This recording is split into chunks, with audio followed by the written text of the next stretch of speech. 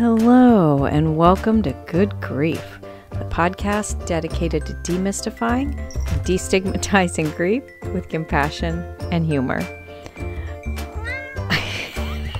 I'm Nikki, and that's Ari. I'm an end-of-life doula and a grief coach located in Columbus, Ohio. And today, I'm not going to edit that out. I'm leaving it in. My cat just cannot leave me alone when I'm recording a podcast. Anyway, today we're going to talk about elephants. We're going to talk about elephants. This is something I had thought about doing a few times, and I just wasn't sure if it would be appropriate, but I mean, why the heck not, right? It's my podcast. I can do whatever I want. So we're going to talk about elephants and their grieving. There are several animals that have been studied to express some type of grief after death in the animal kingdom, and elephants are one of the main ones they talk about outside of dogs and dolphins and monkeys. And there has just been some really interesting studies on elephants and grief that I've heard about in the past and read little snippets of in different times. And I just thought, heck, I'm going to do this. So before I get into that, I would like to ask you again if you would like to become a patron on my Patreon. That would be an enormous help to me. If you go to patreon.com/Nikki the Death Doula, for as little as $1 a month, you can support me and help me to provide pro bono services to those who cannot afford them. That would be lovely. And with that, you get access to my podcast a week early. You get grief affirmations and other bonus content here and there as I am able. But mostly you get to sleep nicely at night knowing that you're doing something wonderful. So that would be amazing. I would love to have more support if I can. Putting on this podcast does take a lot of time out of my week, and it's time that I can't dedicate to other things. So I would love to be able to give back if I can a little bit too with this.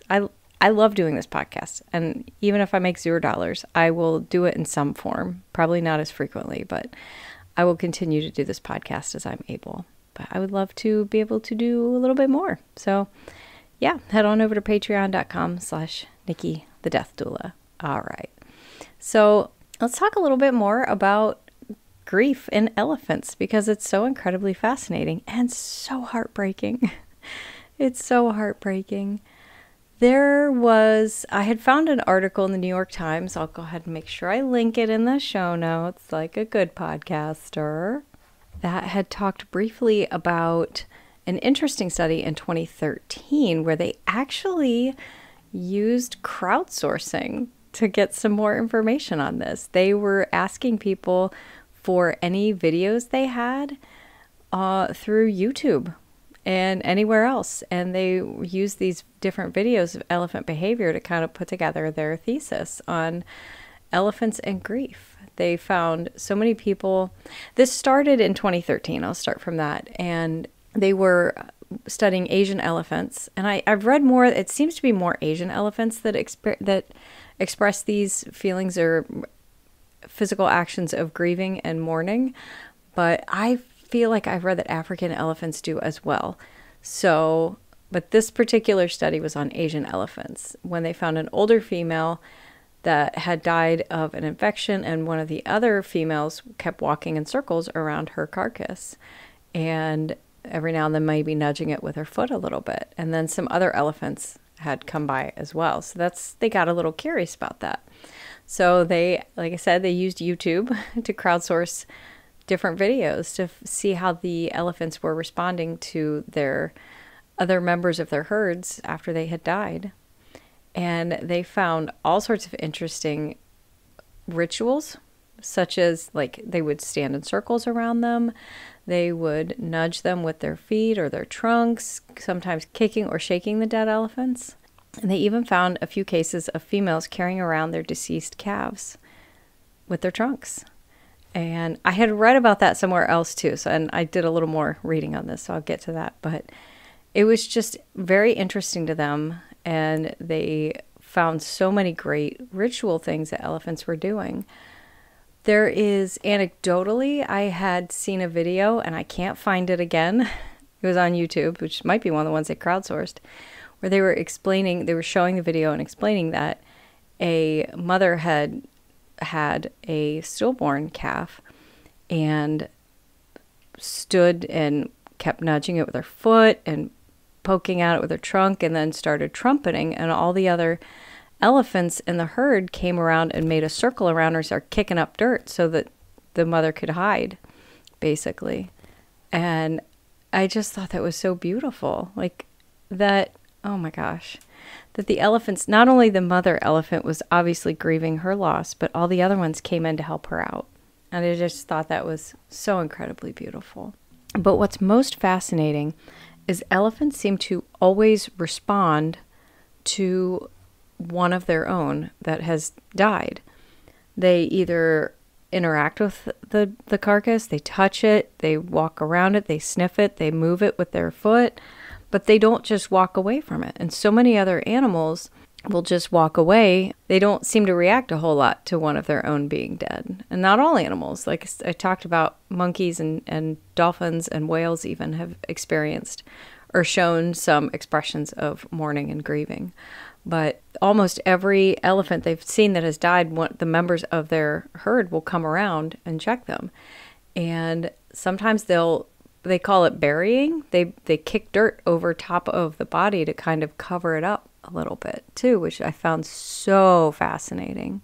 Along with that, elephants will often protect their deceased friends, their deceased pack members, whatever you want to call them. They will protect them because obviously it's no secret poaching is a thing, and so many people will poach elephants for their tusks, and they will scare off humans or other animals that might come to try to eat or somehow, take things from their deceased friends. They'll surround the body, or again, just like trumpet and scare people off, which I found so fascinating. There were even several instances where elephants were found to take the tusks off of their deceased friends or their deceased herd members, after they've decomposed a little bit, or parts of the skulls, and carry it away. Take it with them, move it somewhere else, which I found very interesting. And I'm wondering if they know that people are taking those, and that's their way of saying, don't touch this. This is my friend, don't do that. But there's also lots of instances where they're noticing just distress in general. When an elephant sees another elephant die, or it comes across an elephant's dead body. And there's distressing behavior on their behalf, where they will walk in circles, like they get more antsy. They're moving around a lot. They're touching and moving this body like they're just trying to understand and trying to rouse them, or trying to come to grips the fact that their other herd member is dead. And I feel like, we as humans have those moments too, where I can't believe they're gone and things like that. So it's just so beautiful to know that, we are animals, humans are animals, and that other animals that may not have the same level of awareness that humans do are still noticing things like death and grief and expressing it. So it's kind of an ongoing thing where they're studying all the time. We do have so many studies so far on elephants specifically, and articles written in journals, medical journals, and biology journals everywhere about their behaviors, which is, I love that. I appreciate that. But much like I talked about in the episode on dogs and grieving, they'll notice behavior changes. They'll notice mothers, again, especially with mothers who lose their calves, they will find them staying with the body longer. A lot of times the herd will move on, and the mother might stay behind with the deceased calf and sit there with it. Or they'll notice behavior changes, as in they're lagging behind the rest of the group. They're not eating as much. They're not drinking as much. They're not displaying their normal behavior. They're sad. They're sad. They're depressed. And it's so interesting that we forget to give animals credit that they can feel like we can. They can't. Elephants can, and other animals can have responses to death and loss, much like we can. It's not something we can measure. It's not something we can put our fingers on. We can't really do that with ourselves either. So let's talk super briefly about funeral rituals, because they have noticed, I touched briefly on that elephants do seem to have rituals they participate in when they've lost one of their herd members. And it's been, I've heard of this too. I haven't researched this yet, so maybe this will be another episode, but crows do this as well. Apparently crows and ravens have funerals. They will surround their deceased loved ones and have a little ritual. And I find that incredibly fascinating. Again, I haven't researched that. I've just like read blurbs of that or, heard people talk about it before. But elephants too also participate in rituals after the death of one of their own. And I did find one of the videos, I will link it in the description. They go through and examine the bones. They'll kick at them. I kind of briefly mentioned that, but they spend a lot of time. Elephants move a lot. They don't sit still very much, and even they have to eat a lot, obviously, but they don't even waste much time with their feeding schedules, and they're constantly on the go. So watching them and this video kind of explains that too, watching them stop and take time and just linger around a corpse of another elephant is incredibly fascinating. But they'll take their time, even if it's older bones. They will bury them. They will walk around in circles. They will scream and throw debris. They do a lot like we do, with showing respect for their deceased loved ones. I know that's not a lot. It's a shorter episode. That's what I have. That's some very interesting stuff on elephants and grief. And I encourage you, like I said, I will post the article I found and the YouTube video. There are more too, though. So I encourage you, go out and Google this. It's incredibly fascinating, especially if you go to YouTube, because these researchers way back then, good God, that was 11 years ago. But the researchers in 2013 were using YouTube to find instances of elephants expressing grief and mourning. So definitely go, if you're interested, go check that out. It's so fascinating.